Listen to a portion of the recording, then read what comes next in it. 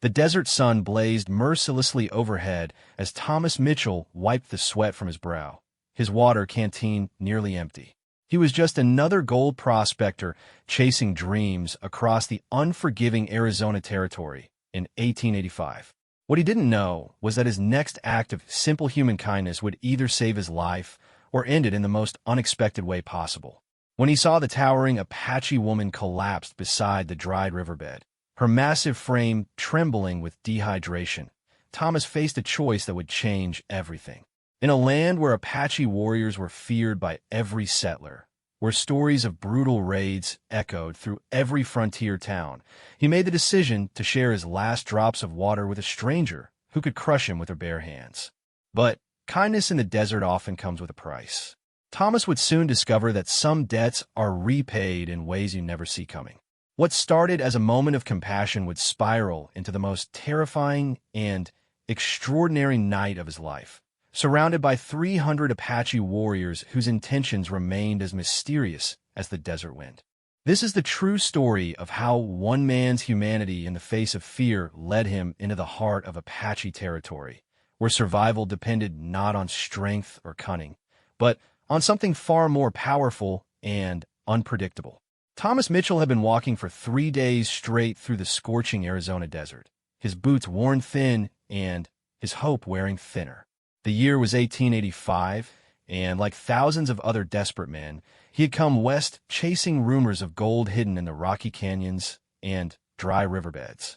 His supplies were running dangerously low, and the relentless sun beat down on him like a hammer on an anvil. The landscape around him was harsh and unforgiving.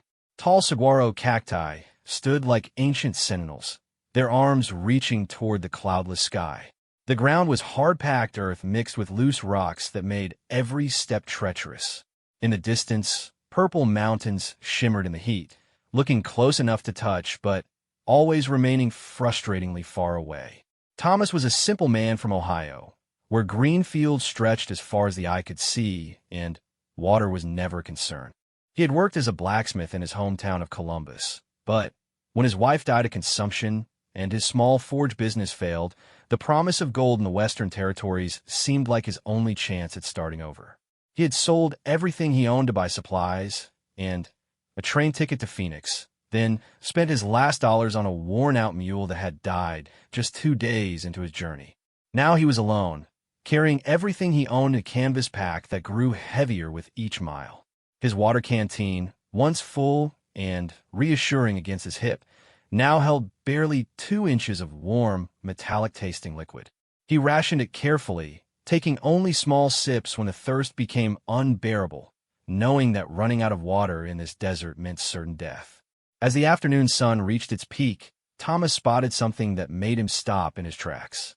In the distance, near what looked like the dry bed of an ancient river, he could see a large figure lying motionless on the ground. At first, he thought it might be a rock formation or perhaps a dead animal, but as he squinted against the glare, he could make out the unmistakable shape of a human body. His first instinct was caution.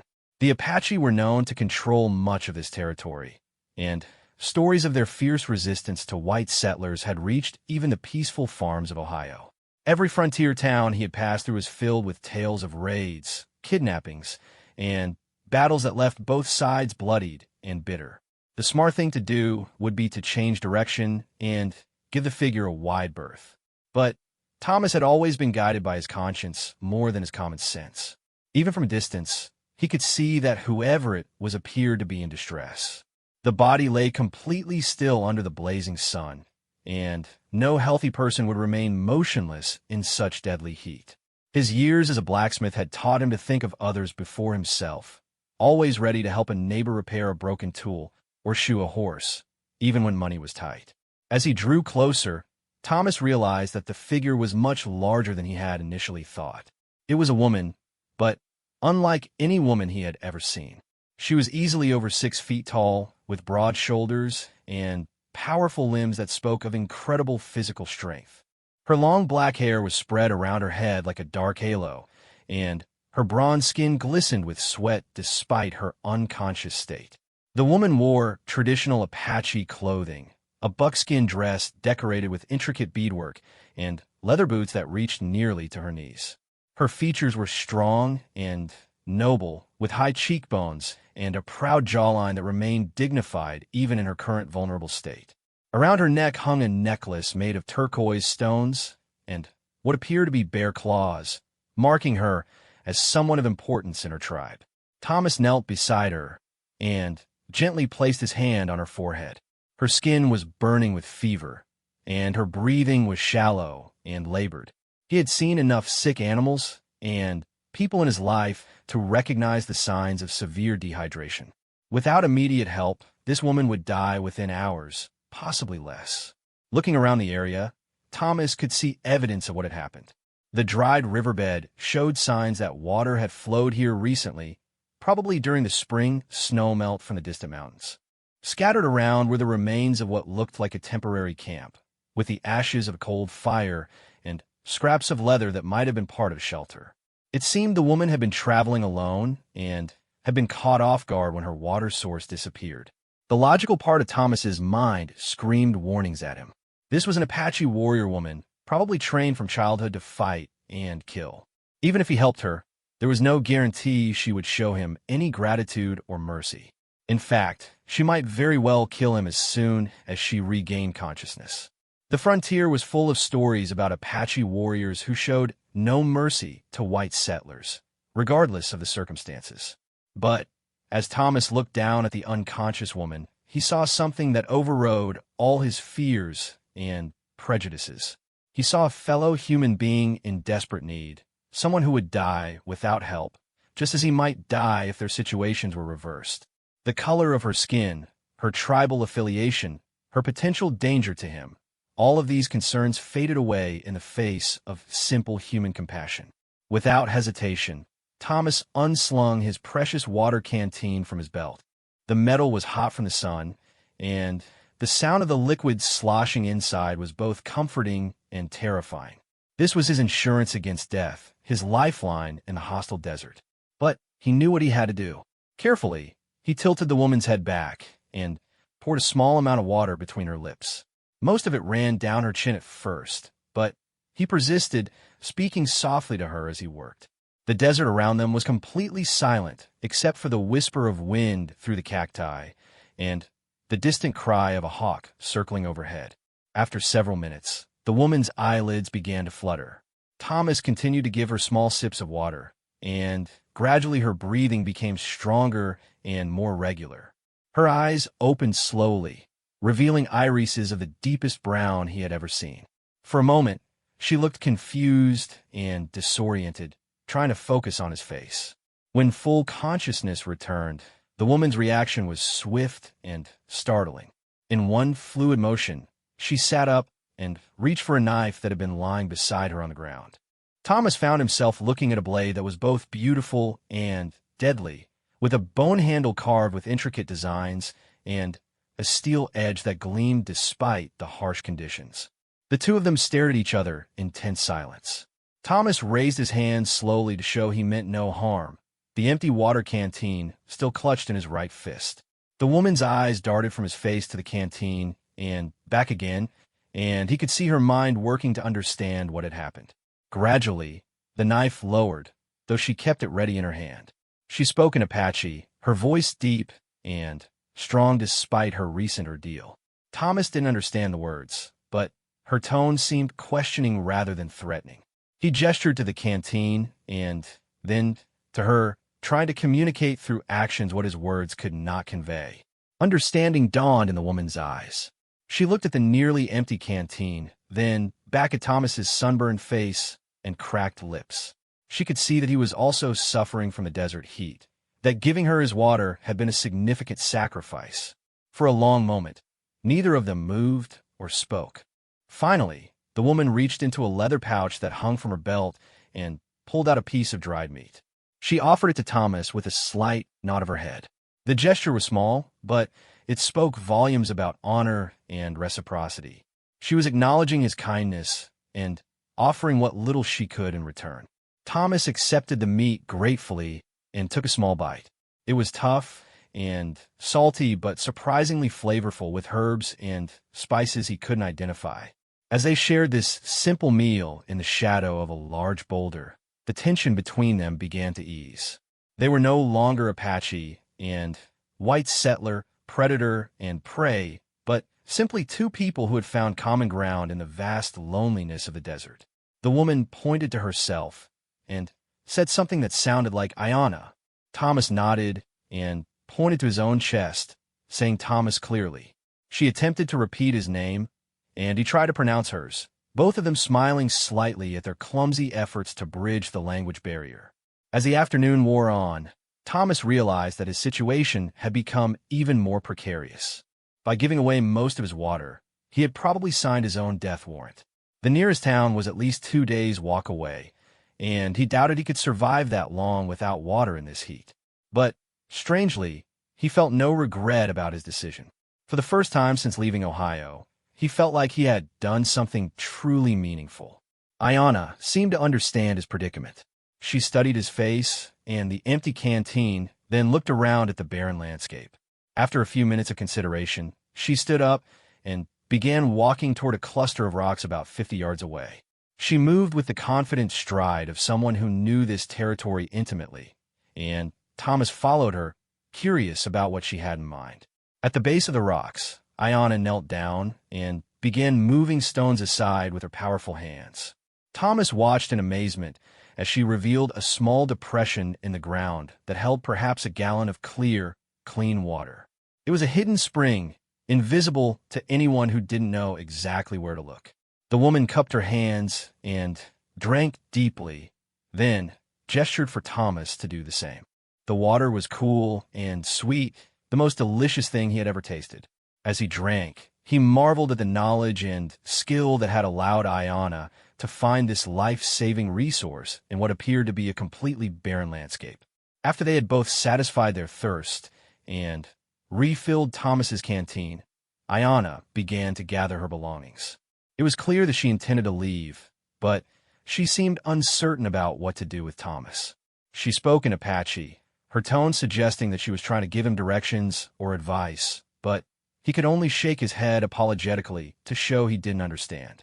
Finally, she made a decision that would change both of their lives forever. Instead of leaving him behind, she gestured for Thomas to follow her. At first, he hesitated, knowing that following an Apache warrior deeper into the territory could be extremely dangerous. But he also knew that trying to find his way back to civilization alone would almost certainly result in his death. As the sun began its descent toward the western horizon, painting the desert in shades of gold and crimson, Thomas Mitchell made the second crucial decision of the day.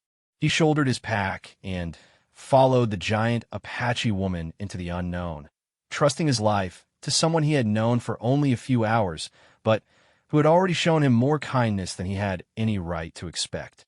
Neither of them knew that this decision would lead them toward an encounter with 300 Apache warriors, or that the simple act of sharing water would set in motion events that would test every assumption Thomas had ever made about courage, honor, and what it truly meant to be human in a world divided by fear and misunderstanding. The journey with Ayana began at sunset, when the desert heat finally started to subside and the rocks stopped radiating warmth like stones from a fire. Thomas had expected her to lead him toward the nearest settlement, but instead she headed deeper into the wilderness, following paths that were invisible to his untrained eye.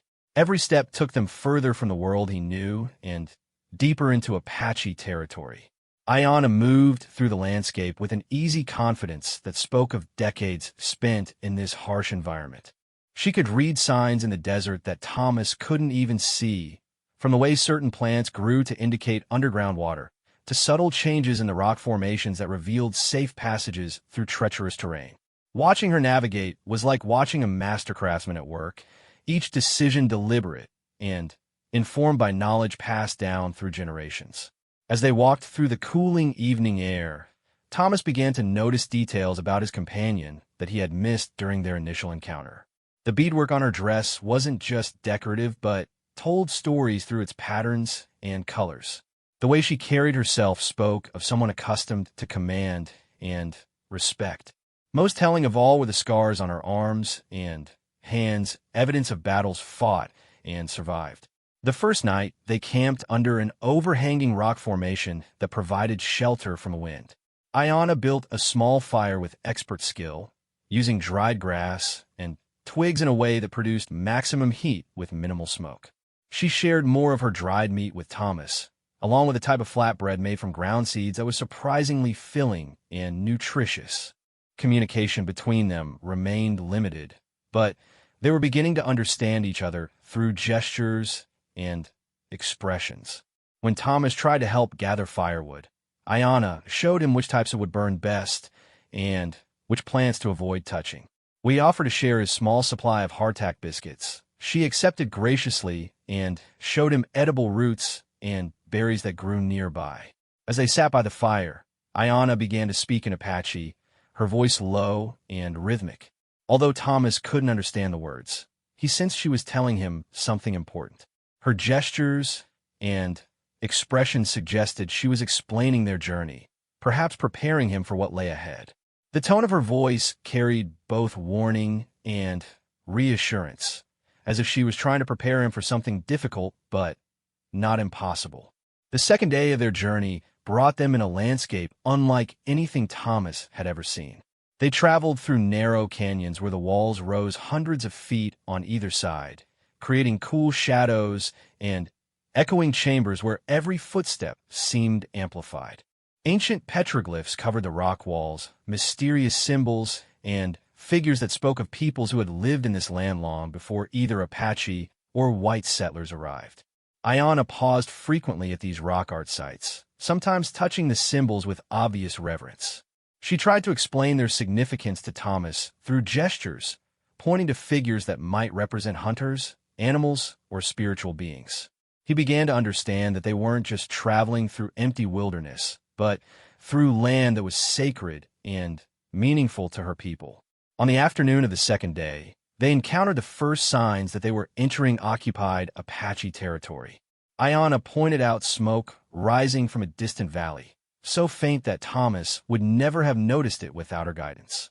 She also showed him markings on trees and rocks that were clearly human-made, but would have been invisible to anyone who didn't know what to look for. The atmosphere between them began to change as they drew closer to inhabited areas. Ayana became more cautious, frequently scanning the horizon and listening intently to sounds that Thomas couldn't detect. Her hand rested more often on her knife, and she began making decisions about their route that took them along paths that provided better concealment. During their third night together, camped in a grove of cottonwood trees near a small stream, Ayana made a decision that would prove crucial to Thomas's survival. She began to modify his appearance, starting with his clothes. Using her knife, she cut away the most obviously manufactured elements of his outfit, replacing his cloth shirt with a vest made from deer hide that she produced from her pack. She then worked on his hair, cutting it shorter and braiding certain sections in a way that was clearly significant, though Thomas didn't understand the meaning. She mixed clay and plant materials to create a paste that she applied to his skin, darkening his complexion and adding designs that looked like ritual markings. The process was both intimate and practical, transforming his appearance in ways that might help him pass as something other than a typical white settler. Throughout this transformation, Ayana spoke continuously in Apache, her tone becoming increasingly urgent. Thomas got the impression that she was preparing him for some kind of test or ceremony, something that would determine whether he lived or died. The gravity of the situation was becoming clear to him, though the specific dangers remained unknown. On the fourth day, they began to encounter other Apache people. The first was a young warrior who appeared suddenly from behind a boulder, armed with a rifle that looked like it had been taken from a cavalry soldier. He spoke rapidly with Ayana, his eyes never leaving Thomas's face. The conversation was intense, with both gestures and raised voices, but eventually the warrior nodded and disappeared as quickly as he had come. Similar encounters occurred throughout the day, with Apache scouts materializing from the landscape to speak briefly with Ayana before vanishing again. Thomas realized that their journey was being monitored and reported that every step they took was known to unseen watchers who could kill him in an instant if they chose to do so. The thought was terrifying, but he also recognized that Ayana's presence was clearly providing him with protection. By late afternoon, they reached a high ridge that overlooked a vast valley. Thomas gasped when he saw what lay below them. Spread across the valley floor was the largest gathering of Apache people he had ever imagined. Hundreds of traditional dwellings called wickiups dotted the landscape, their dome-shaped frames covered with brush and animal hides. Smoke from countless cooking fires created a haze that hung over the entire settlement. But what truly took Thomas's breath away was the sight of the warriors. Everywhere he looked, he could see Apache men armed with rifles, bows, lances, and traditional weapons. They moved with the confidence of people in their own territory, secure in their strength and numbers. Thomas estimated there had to be at least 300 fighting men in the camp, not counting the women, children, and elders who also filled the valley. Ayana turned to face him, her expression serious and intense. She spoke in Apache, then switched to broken English, saying words that chilled Thomas to the bone. You come. You safe with Ayana. But you show respect. You show courage. Apache way, or... She drew her finger across her throat in a gesture that needed no translation. As they began their descent into the valley, Thomas felt as though he was walking into another world entirely. The smell of wood smoke and cooking food drifted up to meet them, along with the sounds of children playing, dogs barking, and the low murmur of conversation in a language he didn't understand. But underneath these peaceful sounds was an undercurrent of tension, a sense that he was entering a place where his life hung by the thinnest of threads. The first Apache people they encountered on the valley floor were children who had been playing near the stream. When they saw Thomas, they stopped their games and stared at him with wide, curious eyes. Some ran toward the camp, presumably to announce the arrival of strangers. Others followed at a distance, chattering excitedly in Apache as they tried to get a better look at this unusual visitor. Adult Apache began to emerge from their dwellings and gather along the path that led toward the center of the camp. Thomas had never felt so exposed or vulnerable in his life. Every face that turned toward him seemed to be measuring him, weighing his worth, deciding whether he deserved to live or die. The weight of their collective gaze was almost physical, pressing down on him like a heavy blanket. Ayana walked beside him with obvious pride, her head high and her shoulders back. She spoke to various people as they passed, clearly explaining something about Thomas and their journey. Her tone was confident and authoritative, suggesting that she held significant status within the tribe. This gave Thomas some comfort, but he also understood that her protection could only extend so far. As they moved deeper into the camp, Thomas began to notice the details that revealed the true nature of this gathering. This wasn't just a single tribe living peacefully in the desert. The variety of weapons, the mixture of traditional and captured military equipment, the obvious preparations for war all indicated that this was a military encampment preparing for conflict. The realization hit him like a physical blow. He wasn't just in an Apache camp. He was in a war camp filled with hundreds of warriors who were probably planning attacks on settlements and cavalry units. Every person here was an enemy of the United States government, and he was walking among them as helplessly as a lamb among wolves. But there was no turning back now. Ayana led him toward the largest structure in the camp, a traditional dwelling that was clearly the home of someone important. Warriors flanked the entrance, their faces painted for war and their weapons held ready. As Thomas approached this final destination, he understood that his fate would soon be decided by people who had every reason to hate and kill him. The transformation from simple prospector to unwitting participant in Apache politics was now complete. Thomas Mitchell, the failed blacksmith from Ohio who had only wanted to find gold and start a new life, was about to face the most crucial test of his existence. Whether his act of kindness toward Ayana would save him or doom him was about to be revealed. The sun was setting behind the canyon walls as they reached the entrance to the chief's dwelling. Ayana turned to Thomas one final time, placing her massive hand on his shoulder in a gesture that was both comforting and ominous. Whatever lay beyond that doorway would determine whether his story ended here in the desert or continued into territory more dangerous than he had ever imagined. The interior of the chief's dwelling was dimly lit by a central fire that cast dancing shadows on the walls. As Thomas's eyes adjusted to the darkness, he found himself in a circular space much larger than it had appeared from outside. The walls were lined with weapons, ceremonial objects, and what appeared to be trophies from successful raids. The air was thick with the smoke of burning sage and cedar, creating an atmosphere that was both sacred and intimidating. Seated around the fire were 12 of the most formidable men Thomas had ever seen. These were clearly the war chiefs and senior warriors of the tribe, each bearing the scars and decorations of a lifetime spent in battle. Their faces were painted with intricate designs in red, black, and white pigments, and their eyes reflected the firelight like those of predatory animals. The silence in the room was absolute except for the crackling of the flames and the soft whisper of wine through the smoke hole above. At the far side of the circle sat the man who was obviously the paramount chief. He was perhaps 60 years old, with silver streaking his long black hair and deep lines etched into his bronze face by decades of desert sun and hard decisions. Unlike the others, he wore no war paint, but his presence dominated the space with an authority that needed no decoration. When he looked at Thomas, it felt like being examined by an eagle deciding whether its prey was worth the effort of hunting. Ayanna led Thomas to the center of the circle and spoke in Apache for several minutes. Her words were clearly respectful, but also firm, as if she was making an argument rather than simply reporting facts.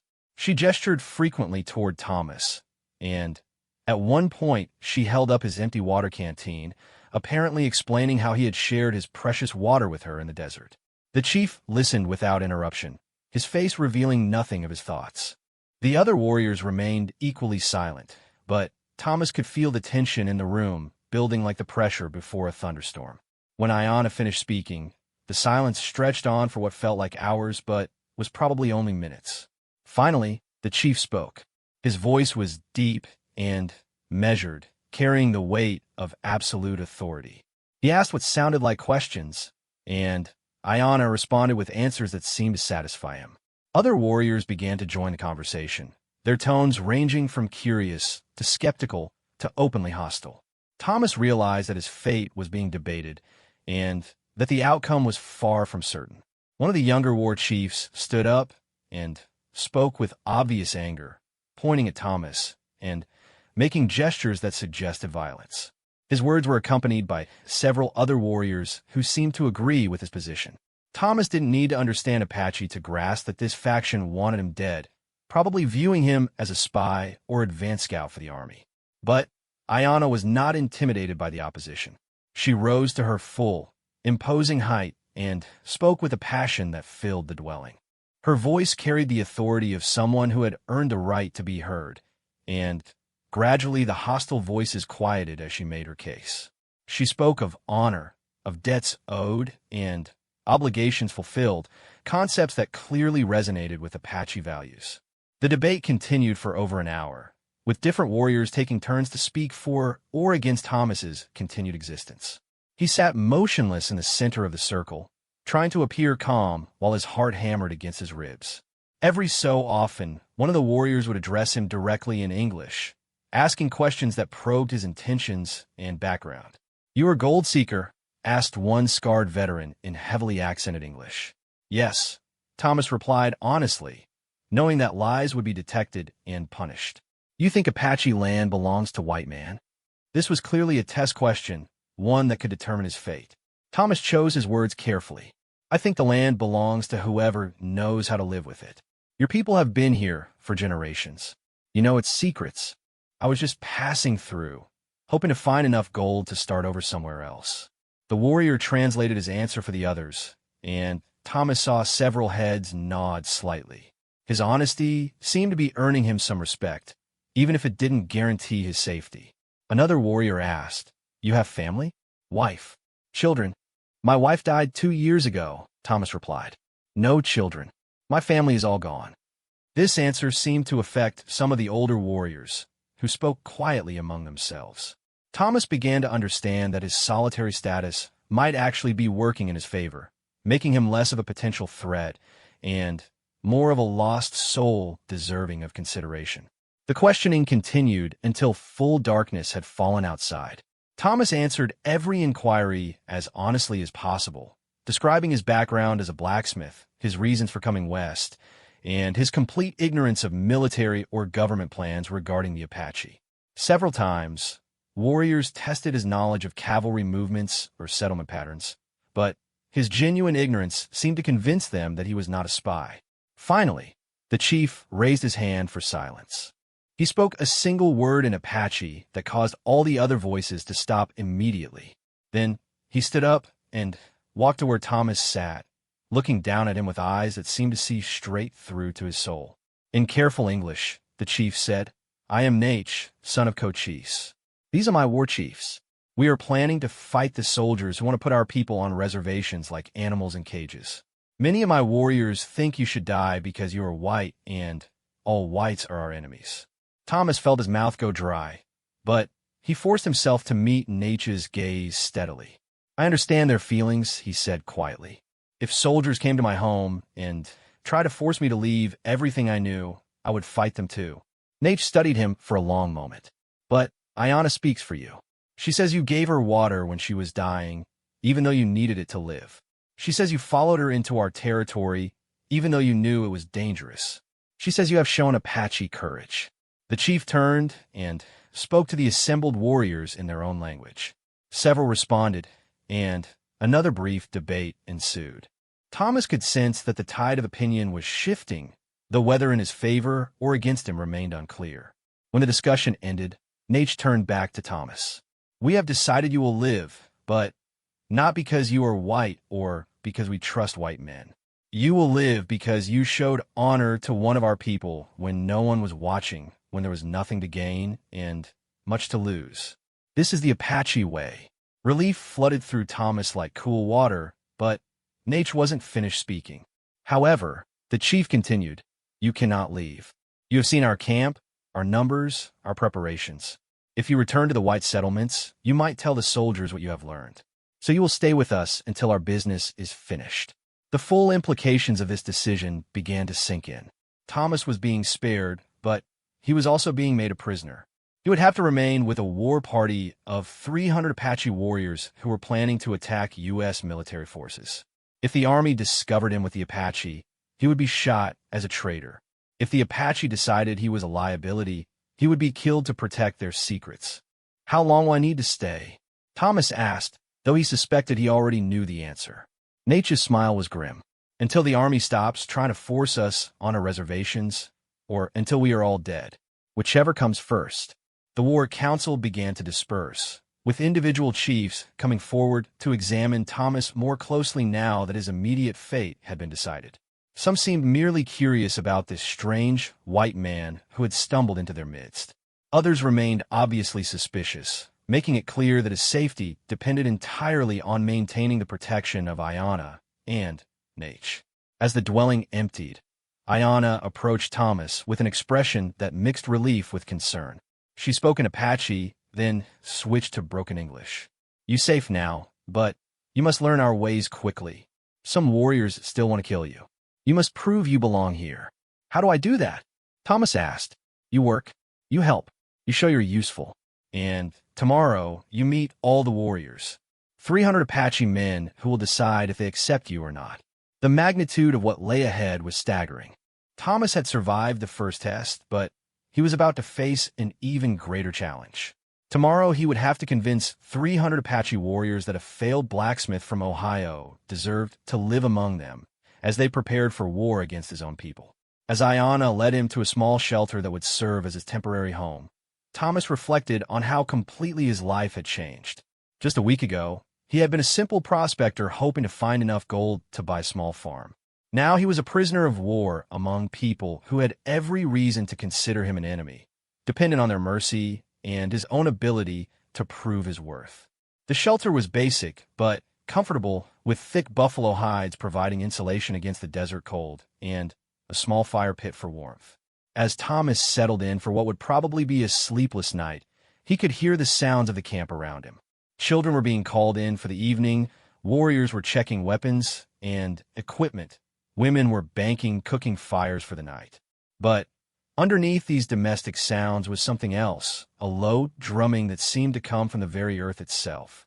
As the rhythm continued, Thomas realized it wasn't just drums, but the sound of hundreds of feet moving in unison, the sound of warriors preparing for battle through ancient rituals and ceremonies.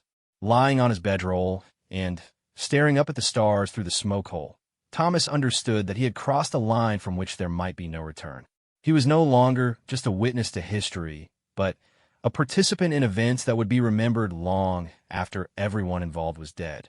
Whether he would survive to tell his own version of this story remained to be seen. The drumming continued far into the night, a reminder that he was now living among people for whom warfare was both a way of life and a sacred duty. Tomorrow would bring new challenges, new tests of his character and resolve. For now, all he could do was try to rest and prepare himself for whatever the morning might bring. As sleep finally claimed him, Thomas's last conscious thought was a prayer to whatever gods might be listening that his act of kindness in the desert would continue to protect him in the trials that lay ahead. He had given water to a stranger and awakened in a world where his very survival depended on understanding the complex honor code of a people he had been taught to fear. Thomas awoke before dawn to the sound of horses moving through the camp and the low voices of men preparing for another day of war preparations. The drumming had stopped sometime during the night, but the memory of its rhythm still echoed in his bones. As he emerged from his shelter, he found himself under the watchful eyes of two young Apache warriors who had clearly been assigned to guard him. The guard were brothers named Taza and Pinal, and they spoke enough English to communicate basic needs and instructions. They were perhaps 20 and 22 years old respectively, with the lean, muscular builds of men who had spent their lives on horseback and on foot across the demanding terrain of the desert Southwest. Both carried rifles along with traditional weapons, and their eyes held the alertness of predators always ready for action. "Chief says you come," Taza informed him, gesturing toward the center of the camp. "All warriors see you today. You ready?" Thomas nodded, though he felt anything but ready. He had slept poorly, haunted by dreams of being surrounded by hostile faces, and awakening to find those dreams had become reality. As they walked through the camp, he was acutely aware of the hundreds of eyes tracking his movement, evaluating this strange white man who had somehow earned the right to walk among them. The morning light revealed details of the camp that had been hidden in the previous evening's shadows. The organization was more sophisticated than Thomas had realized, with clear divisions between family groups, designated areas for different activities, and defensive positions that could be quickly manned in case of attack. This wasn't just a temporary gathering, but a carefully planned military encampment designed to support a large force of warriors and their families. Children ran between the wiki-ups, their laughter and games providing a stark contrast to the serious business of war preparation that occupied most of the adults. Women worked over cooking fires, tended horses, and crafted arrows and other weapons with practiced efficiency. Elders sat in small groups, offering advice and sharing wisdom accumulated over decades of conflict with various enemies. What struck Thomas most forcefully was the sense of community and purpose that permeated the entire camp. These people weren't just a random collection of raiders and fighters, but a unified society with deep cultural traditions and shared values.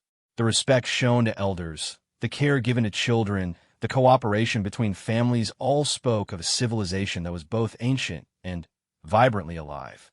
As they approached the central gathering area, Thomas could see that a large circle had been cleared and marked with stones. Warriors were arriving from all directions, some alone and others in small groups. Many were mounted on horses that looked like they had been acquired from cavalry units or ranches, suggesting successful raids and battles. The variety of weapons was impressive, ranging from traditional bows and lances to modern rifles and pistols. Nate stood at the center of the circle, dressed in full ceremonial regalia that included a magnificent war bonnet and a shirt decorated with scalps that might have come from soldiers or settlers. The sight of these trophies sent a chill through Thomas, reminding him that these men were not playing at war, but had killed and would kill again in defense of their freedom. As the warriors gathered, Thomas began to appreciate the true scale of the force assembled here. There were indeed close to 300 fighting men, representing multiple Apache bands and clans that had come together for this campaign. The diversity was remarkable, with warriors ranging from teenagers barely old enough to fight to grizzled veterans who bore the scars of countless battles. Some of the younger warriors wore traditional Apache clothing almost exclusively, while others had adopted elements of Mexican or American military dress taken from defeated enemies. All were armed to the teeth and looked ready to fight at a moment's notice. The atmosphere was charged with the energy of men preparing for action, a palpable sense of anticipation and readiness. Ayanna arrived just as the circle was completing its formation. She had dressed for the occasion in her finest garments, including a cape made from the hide of a mountain lion and jewelry that must have taken years to craft. Her presence commanded immediate respect from even the most senior warriors, confirming Thomas's growing understanding that she held a position of unusual authority within Apache society. "Listen carefully," she told Thomas quietly as they took their positions. "Today you must show courage and wisdom. Some warriors will test you. Others will insult you to see how you respond. Do not show weakness, but do not show anger either. Find a balance." Nate began the proceedings by speaking in Apache for several minutes, clearly explaining Thomas's presence and the circumstances that had brought him to the camp. His tone was authoritative but also respectful toward the assembled warriors, acknowledging their right to question and challenge any decision that affected the safety of the group. When he finished, one of the older war chiefs stood up and pointed at Thomas. His English was heavily accented but clear. "White man, you say you're not soldier, not spy. But all whites are enemies of Apache. Why should we believe you different?" Thomas had spent much of the sleepless night thinking about how to answer questions like this. "Because I judge people by their actions, not by the color of their skin," he replied. "Ayanna was dying in the desert, and I gave her water because it was the right thing to do. I didn't ask if she was Apache or what tribe she belonged to. I saw a human being who needed help." The war chief translated his answer, and several warriors nodded approvingly. But another voice immediately challenged him. "Pretty words," called out a scarred veteran whose left arm hung useless at his side.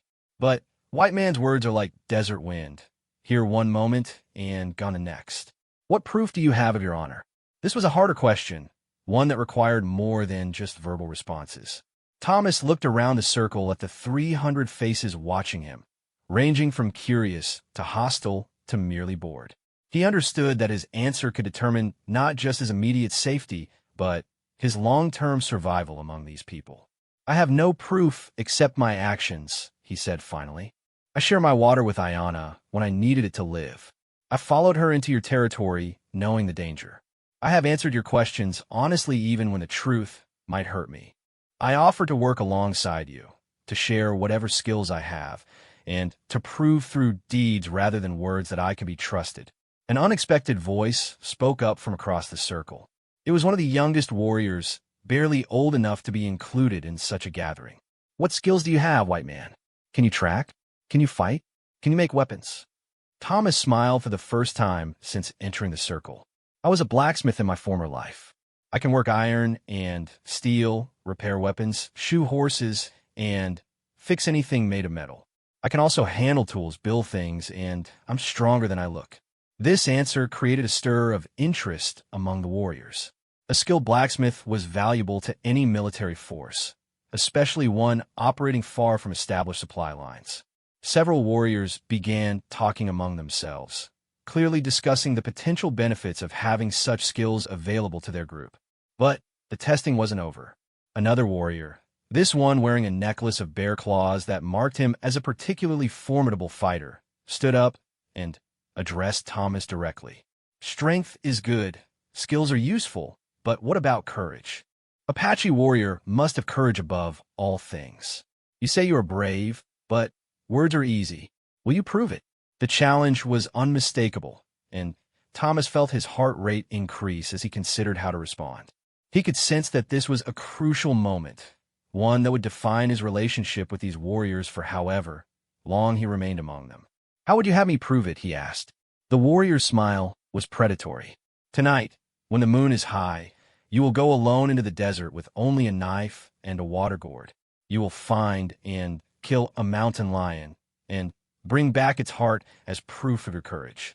If you return successful, you will be accepted as an honorary Apache warrior. If you fail," he shrugged eloquently. The circle erupted in discussion as warriors debated the fairness and wisdom of this test. Thomas realized that he was being asked to accomplish something that would challenge even an experienced Apache hunter. Mountain lions were among the most dangerous predators in the desert, intelligent and powerful enough to kill a man easily. Hunting one alone, at night, with minimal weapons was closer to suicide than heroism. But as he looked around the circle at the faces watching him, Thomas understood that this wasn't just about proving his courage. It was about showing that he respected Apache traditions and was willing to undergo the same trials that any young warrior would face. If he refused or asked for easier terms, he would be marking himself as weak and unworthy of their protection. "I accept," he said simply. The warrior who had issued the challenge nodded with obvious satisfaction. "Good. We will see what kind of man you really are when the predators hunt in the darkness." But Ayanna was not satisfied with these arrangements. She stood up and spoke rapidly in Apache, her tone clearly argumentative. Thomas caught enough of her gestures and expressions to understand that she was objecting to the terms of the test, probably arguing that it was too dangerous or unfair for someone without Apache training. The discussion that followed was heated, with various warriors taking sides for and against modifying the challenge. Some argued that if Thomas was to be accepted as an Apache, he should be held to Apache standards. Others contended that the test was designed to be impossible for an outsider and, therefore, proved nothing about his character. Finally, Nate raised his hand for silence. He spoke briefly in Apache, then turned to address Thomas in English. "The test will stand, but with one modification. You will not go alone. Taza and Pinal will accompany you, not to help but to witness your actions. If you show courage and skill, even if you do not succeed in killing the mountain lion, you may still be accepted among us. But if you show cowardice or try to avoid the danger, you will be executed immediately." This compromise seemed to satisfy most of the warriors, though Thomas noticed that several of the more hostile faces still looked disappointed that he wouldn't be going to certain death. As the circle began to break up, individual warriors approached him with mixtures of curiosity, respect, and warnings about what lay ahead. "Mountain lions are smart," one grizzled veteran told him. "They know you are coming before you know they are there. Listen for what the night does not say." Another warrior, younger but bearing impressive scars across his chest, offered different advice. "Do not try to be Apache. Be yourself, but be the best of yourself. The lion will smell your fear, but it will also smell your determination." As the afternoon wore on, Thomas spent time with Taza and Pinal, learning what he could about tracking and desert survival.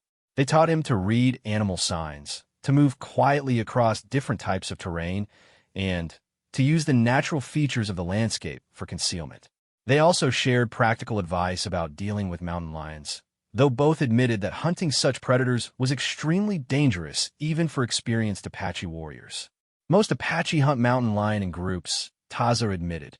One man alone, very dangerous. But sometimes young warriors do this to prove themselves. Some succeed, others. He made a cutting motion across his throat. As the sun began to set, Thomas felt the familiar mixture of fear and determination that had gotten him through difficult times before. He thought of his dead wife, who had always encouraged him to do the right thing regardless of the consequences. He thought of the failed forge business and the series of disappointments that had brought him west in search of a new start. Most of all, he thought of Ayanna lying in the desert, dying of thirst until he chose to share his water with a stranger. Tonight would either be the end of his unlikely journey or the beginning of a new chapter in a life that had already taken more unexpected turns than he could have imagined. As he prepared his few weapons and checked his water supply, Thomas Mitchell prepared to face the ultimate test of courage in a land that had no mercy for the weak or unprepared. The moon hung full and bright overhead as Thomas set out into the desert with Taza and Penal following at a distance of about 50 yards. The night air was cold against his skin, a sharp contrast to the blazing heat of the day, and every sound seemed amplified in the crystalline silence. His weapons were simple but deadly. A long-bladed knife that Ayana had given him, a short spear with a stone point, and his own determination to prove himself worthy of Apache respect. The landscape looked completely different under moonlight. Familiar rocks became threatening shadows, and every bush or cactus could conceal a predator waiting to strike. Thomas moved carefully, using the tracking skills that Taza and Penal had taught him during their afternoon preparation. He looked for the subtle signs that would indicate the presence of a mountain lion. Claw marks on trees, distinctive tracks in sandy patches, the remains of kills, and the territorial scent markings that the big cats used to communicate with each other. For the first 2 hours, he found nothing but the normal signs of desert life. Coyote tracks, the bones of small animals killed by various predators, and the distinctive marks left by javelinas as they searched for food. But as he climbed higher into the rocky hills that surrounded the Apache camp, the nature of the signs began to change. The tracks became larger and more purposeful, and he began to notice the territorial scrapes and markings that indicated he was entering an area claimed by one of the apex predators of the desert. Behind him, Taza and Penal moved like silent ghosts, their presence barely detectable even though Thomas knew they were there. They had been explicit about their role. They would witness his actions but provide no help unless he was about to be killed. And even then, their intervention would probably result in his failure of the test and subsequent execution. This hunt was his alone, success or failure determined entirely by his own skill and courage. The first sign of his quarry came as he rounded a large boulder formation. There, carved deep into the sandstone, were claw marks that could only have been made by a mountain lion sharpening its claws. The gouges were fresh, probably made within the last day or two, and the distinctive musky scent of the big cat lingered in the area. Thomas felt his heart rate increase as he realized he was now tracking a real predator that was fully capable of killing him. Following the sign became easier as he learned to read the subtle indicators of the mountain lion's passage.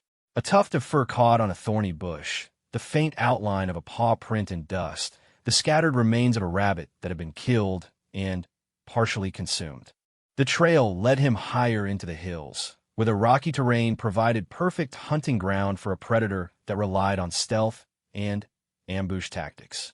As midnight approached, Thomas found himself on a narrow ledge overlooking a small canyon. The moonlight revealed a network of caves and overhangs that would provide ideal denning sites for a mountain lion. He studied the area carefully, using all his senses to detect any sign of movement or danger. The silence was so complete that he could hear his own heartbeat and the whisper of wind through the rocks. That's what he saw the eyes. 2 golden orbs reflected the moonlight from a cave entrance about 30 feet below his position. For a moment, neither predator nor prey moved, each taking the measure of the other.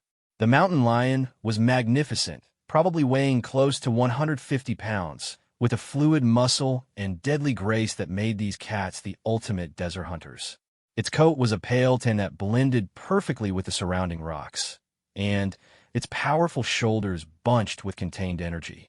Thomas knew that he had only moments before the cat either fled or attacked.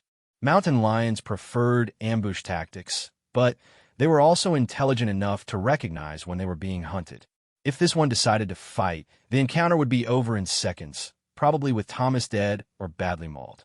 Moving with deliberate care, Thomas positioned himself for a spear throw while keeping the knife ready in his other hand. The angle was difficult, requiring him to hit a moving target in dim light while perched on an unstable ledge. If he missed, the mountain lion would either escape into the maze of caves or launch itself up the rock face to attack him directly. The cat made the decision for both of them. With a fluid motion that was almost too fast to follow, it bounded out of the cave and began climbing toward Thomas's position. Its claws found purchase on the rocky wall with ease, and its powerful hindquarters drove it upward with frightening speed. Thomas had perhaps 3 seconds to act before those claws and teeth would be close enough to end his life. He threw the spear with all his strength, aiming for the center of the cat's chest. The weapon flew true, but the mountain lion twisted in mid-leap, causing the stone point to graze its shoulder instead of delivering a killing blow.